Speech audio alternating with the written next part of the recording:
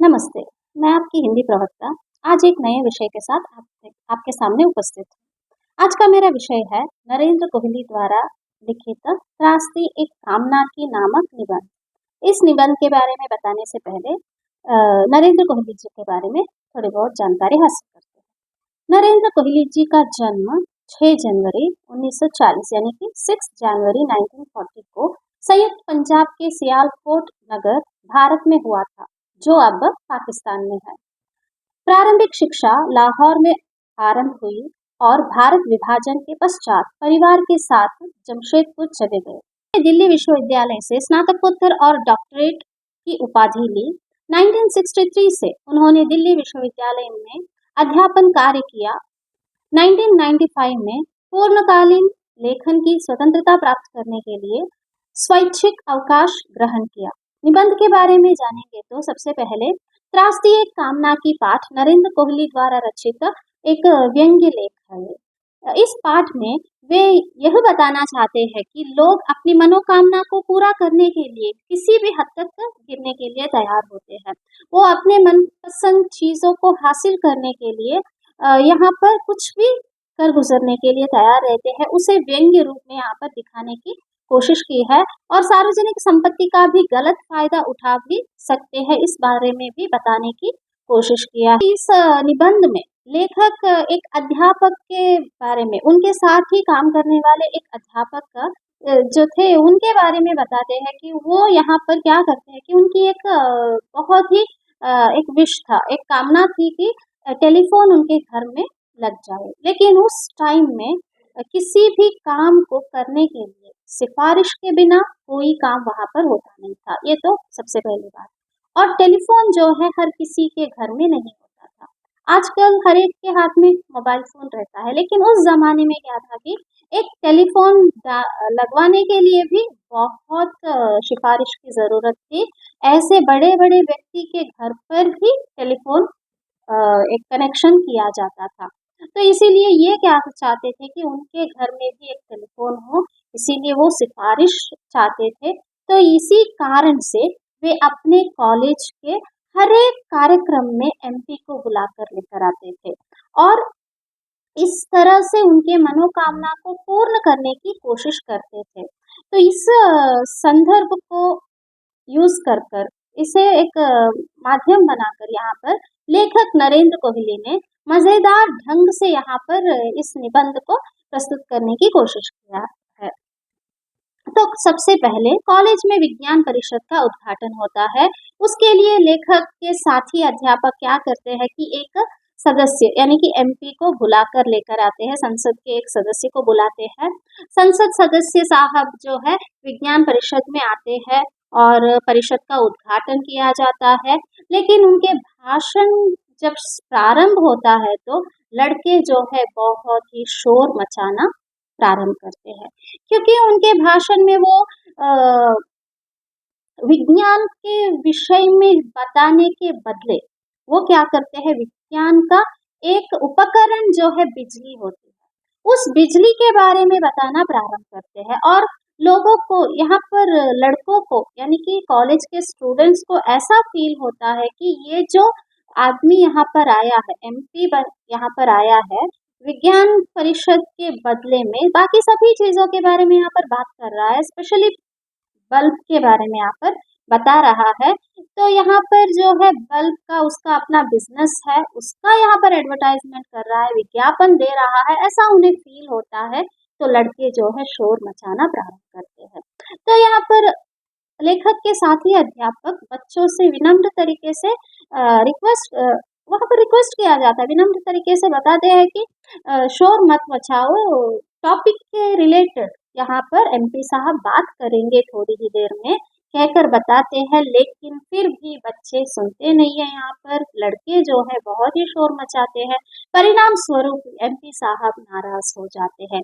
इस घटना के बाद एमपी ने टेलीफोन लगवाने के लिए स्वीकृति पत्र में हस्ताक्षर करने से इनकार कर दिया और हमारे जो अध्यापक है यहाँ पर उदास हो जाते हैं और उनकी मनोकामना पूरी नहीं होती है। तो उसके बाद थोड़े दिनों के बाद एक और प्रोग्राम यहाँ पर ऑर्गेनाइज किया जाता है कॉलेज में, तुलसी जयंती का कार्यक्रम। यहाँ पर होता है। तो इसके अवसर पर भी ये क्या करते हैं, एक एमपी को बुलाकर लेकर आते हैं। हमारे लेखक बताते हैं तुलसीदास की जयंती है, तो यहाँ पर एमपी का क्या काम? एमपी क्या करेगा यहाँ पर आकर? किसी लिटरेचर के जानकार जो भी होते हैं, यानी कि पोएट या लेखक, किसी को भी बुलाना पड़ेगा। तो यहाँ पर उसके बदले में एमपी को क्यों बुला रहे हो कहकर यहाँ पर बताते हैं। वो एमपी साहब को इसीलिए बुलाना चाहते हैं ताकि यहाँ पर उनको टेलीफोन का कनेक्शन लगवाना था।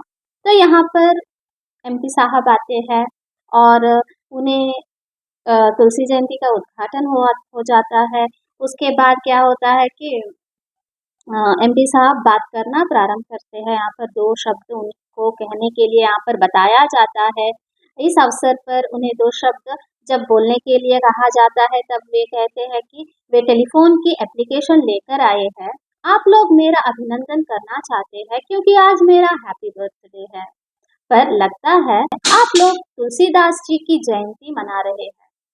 मुझे इस बात की प्रसन्नता है कि हमारे देश में साहित्यिक पात्रों को भी इतना मान दिया जाता है। इस तरह से बताते हुए एमपी साहब जो है अपनी खुशी को यहाँ पर व्यक्त करते हैं कि यहाँ पर आज भी इतने बड़े बड़े साहित्यकारों के का जन्मदिन मनाया जाता है। इस बात की मुझे बहुत ही खुशी है।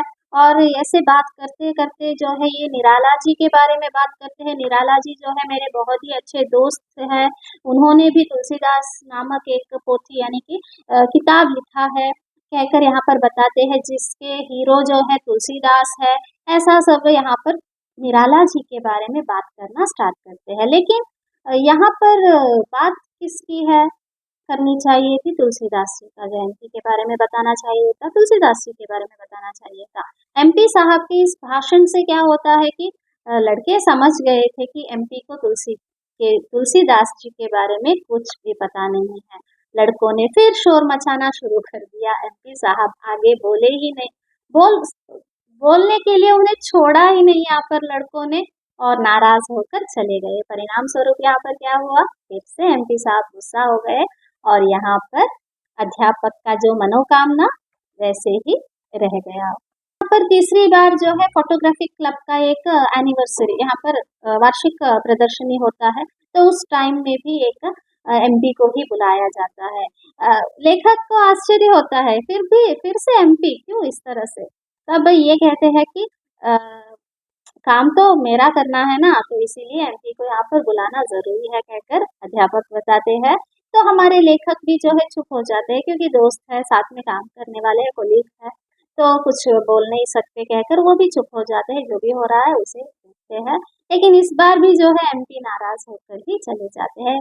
बच्चे जो है यहाँ पर उनके बारे में कुछ भी बातें सुनना पसंद नहीं करते।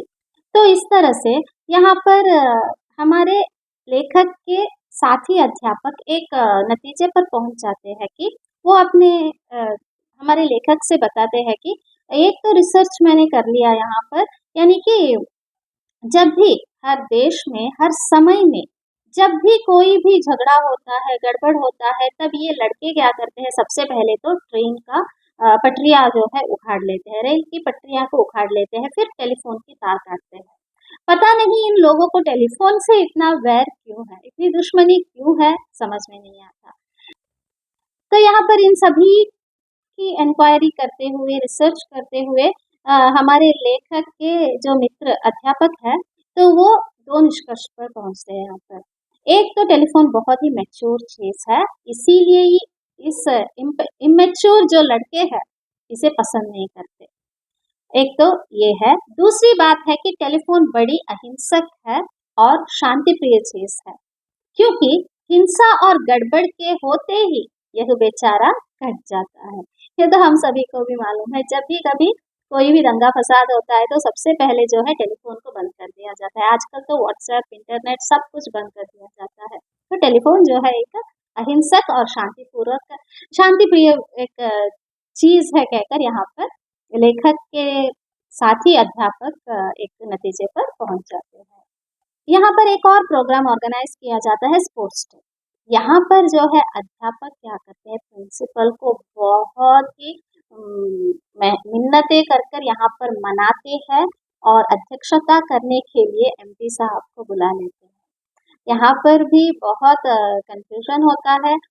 लेखक पूछते हैं कि एमपी को इस बार क्यों बुलाया, तब ये यहाँ पर बताते हैं कि इनका जो चेहरा है ना फुटबॉल की तरह दिखता है कहकर यहाँ पर बताते हैं। और फिर ये चुप हो जाते हैं और यहाँ पर एमपी आते हैं कॉलेज के स्पोर्ट्स डे में। स्पोर्ट्स डे का इनॉग्रेशन सब हो जाता है और बातें जब प्रारंभ होता है कि तब यहाँ पर लड़कों ने फिर से विरोध किया। इनका खेल से क्या संबंध है, देखने में फुटबॉल जैसे दिखते हैं। परिणाम स्वरूप अध्यापक निराश हो गए। अपनी इच्छा को त्यागते हुए उन्होंने कॉलेज में एमपी को लाना ही छोड़ दिया। बाद में इनके जो नेचर में बहुत कुछ परिवर्तन यहाँ पर दिखाई देता है। इनका वेशभूषण जो है पूरा का पूरा चेंज होता है। चूड़ीदार पैजामा टाइप का जो ड्रेस होता है उसे पहनना स्टार्ट करते हैं। नरेंद्र कोहली जी पूछते हैं कॉलेज में एमपी साहब को लाना छोड़ दिया, क्यों छोड़ दिया? जवाब मिलता है कि अब आवश्यकता नहीं रही, अब वे एमपी के क्वार्टर्स में ही जाकर रहने लगे हैं, ऐसा वहां पर पता चलता है नरेंद्र जी को। धीरे धीरे लोगों को पता लगा कि वे किसी एमपी के आउट हाउस में शिफ्ट कर गए हैं और उस फ्लैट के साथ लगी जमीन में आलू पालक उगाने लगे हैं और उन्हीं सब्जियों को एमपी साहब को देकर उन्हें प्रसन्न करने लगे हैं।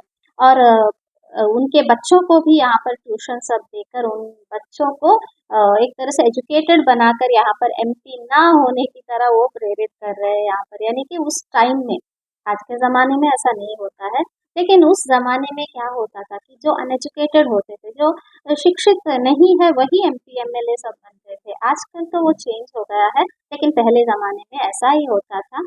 जब उनके बच्चे जब पढ़ेंगे लिखेंगे तो अलग अलग बिजनेस में जाएंगे, एमपी एमएलए वो तो बनेंगे नहीं कहकर यहाँ पर एक तरह से व्यंग्य किया है हमारे लेखक ने।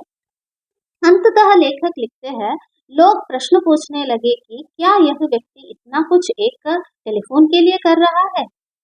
ये एमपी कोटे में से स्कूटर लेने के चक्कर में है। इस प्रकार उस व्यक्ति की जो कामना थी कभी पूरी नहीं हो पाई, यही उनके जीवन की त्रासदी थी। तो इस तरह से यहाँ पर ये कहानी इस तरह से खत्म होता है। यानी कि एक व्यक्ति जो है, निष्कर्ष के तौर पर हम ये कह सकते हैं कि इस जो व्यंग्य लेख में, इस व्यंग्य लेख के माध्यम से एक तरह से उन लोगों पर प्रहार किया गया है, उन लोगों के बारे में बताने की कोशिश की गई है कि अपने मनोकामना को पूरा करने के लिए किसी भी हद तक गुजरने के लिए तैयार रहते हैं। यानी कि यहाँ पर कहीं भी रह सकते हैं, सार्वजनिक संपत्ति का भी ये गलत फायदा उठा सकते हैं। साथ ही लेखक ने युवा पीढ़ी को भी समझाने की कोशिश किया है कि किसी भी चीज का विरोध करना गलत नहीं होता, विरोध करने का तरीका ठीक होना चाहिए। गलत तरीके जैसे आग लगाना, मारना, पीटना, टेलीफोन का तार काटना, ये भी सब कुछ करना गलत है कहकर यहाँ पर ये आजकल की पीढ़ियों को, युवा पीढ़ियों को भी इन्होंने बताने की कोशिश की गई है।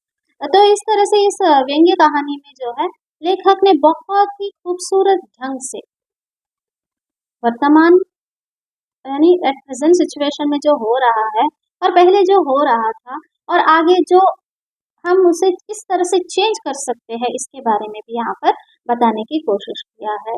तो इस तरह से कहकर मैं इस त्रासदी एक कामना की नामक एक व्यंग्य निबंध को यहीं पर समाप्त